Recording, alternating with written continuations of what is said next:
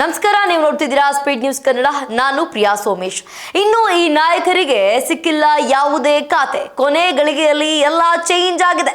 ರಾಜ್ಯದಲ್ಲಿ ಇನ್ನು ಖಾತೆ ಕಗ್ಗಂಟು ಮುಗಿದಿಲ್ಲ. ಖಾತೆ ಹಂಚಿಕೆಯಾದರೂ ಕೂಡ ಇನ್ನು ಕೆಲವು ಬದಲಾವಣೆಗಳನ್ನ ಮಾಡಲಾಗ್ತಾ ಇದೆ ಎಂದು ಹೇಳಲಾಗ್ತಾ ಇದೆ. ಕೊನೆ ಗಳಿಗೆಯಲ್ಲಿ ಕೆಲ ಸಚಿವರಿಗೆ ಖಾತೆ ಬದಲಾವಣೆಯಾಗುವ ಸಾಧ್ಯತೆ ಇದೆ ಎಂದು ಹೇಳಲಾಗಿದೆ. ರಾಜ್ಯದಲ್ಲಿ ಇನ್ನೂ ಕೂಡ ಖಾತೆಯ ಕಗ್ಗಂಟು ಮುಗಿತಾ ಇಲ್ಲ. ಸಚಿವರ ಖಾತೆ ಹಂಚಿಕೆ ವಿಚಾರ ಭಾರಿ ಚರ್ಚೆಗೆ ಕಾರಣವಾಗಿದೆ. ಸಚಿವರಿಗೆ ಖಾತೆ ಹಂಚಿಕೆ ಆದರೂ ಕೂಡ ಮುಖ್ಯಮಂತ್ರಿ ಇನ್ನು ಲೋಕಭವನಕ್ಕೆ ಪಟ್ಟಿಯನ್ನ ಕಳಿಸಿಕೊಟ್ಟಿಲ್ಲ. ಹಿರಿಯ ಸಚಿವರಿಂದ ಕೆಲವು ಪ್ರಮುಖ ಖಾತೆಗಳಿಗೆ ಡಿಮ್ಯಾಂಡ್ ಬಂದಿದೆ. ಹೀಗಾಗಿ ಕೊನೆ ಗಳಿಗೆಯಲ್ಲಿ ಕೆಲವರ ಖಾತೆ ಬದಲಾಗುವ ಸಾಧ್ಯತೆ ಕೂಡ ಇದೆ. ಅಳೆದು ತೂಗಿ ಖಾತೆ ಹಂಚಿಕೆಯನ್ನ ನಿರ್ವಹಿಸಲು ಸಿಎಂ ಖಾತೆ ಅದಲು ಬದಲು ಮತ್ತು ಹಲವು ವಿಚಾರಗಳ ಬಗ್ಗೆ ಹೈಕಮಾಂಡ್ ಜೊತೆ ಸಿಎಂ ಚರ್ಚೆಯನ್ನ ನಡೆಸುತ್ತಿದ್ದಾರೆ.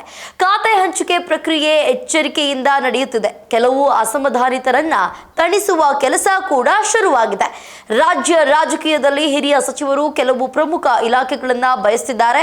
ಇದರಿಂದ ಕೊನೆ ಗಳಿಗೆಯಲ್ಲಿ ಬದಲಾವಣೆಗಳಾಗುವ ಸಾಧ್ಯತೆ ಇದೆ. ಸಿಎಂ ಎಲ್ಲಾ ಅಂಶಗಳನ್ನ ಪರಿಗಣಿಸಿ ನಿರ್ಧಾರ ತೆಗೆದುಕೊಳ್ತಾ ಇದ್ದಾರೆ. ಹೈಕಮಾಂಡ್ನೊಂದಿಗೆ ಸಮಾಲೋಚನೆಯನ್ನ ನಡೆಸಿ ಅಂತಿಮ ಪಟ್ಟಿಯನ್ನ ಕೂಡ ತಯಾರಿಸಲಾಗ್ತಿದೆ.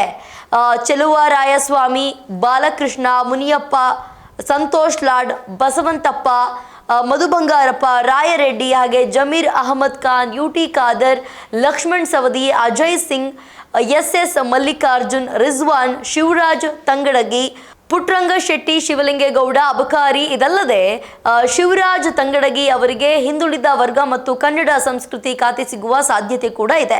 ರಘುಮೂರ್ತಿ ಅವರಿಗೆ ಪರಿಶಿಷ್ಟ ಪಂಗಡ ಕಲ್ಯಾಣ, ವಿಜಯಾನಂದ ಕಾಶಪ್ಪನವರವರಿಗೆ ಸಣ್ಣ ಕೈಗಾರಿಕೆ ಖಾತೆ ಸಿಗಬಹುದು ಎಂದು ಚರ್ಚೆಯಾಗ್ತಾ ಇದೆ. ಸಿಎಂ ಅಂತಿಮ ಪಟ್ಟಿಯನ್ನ ಲೋಕಭವನಕ್ಕೆ ಕಳಿಸಿದ ನಂತರವೇ ಖಾತೆ ಹಂಚಿಕೆ ಅಧಿಕೃತವಾಗ್ತದೆ.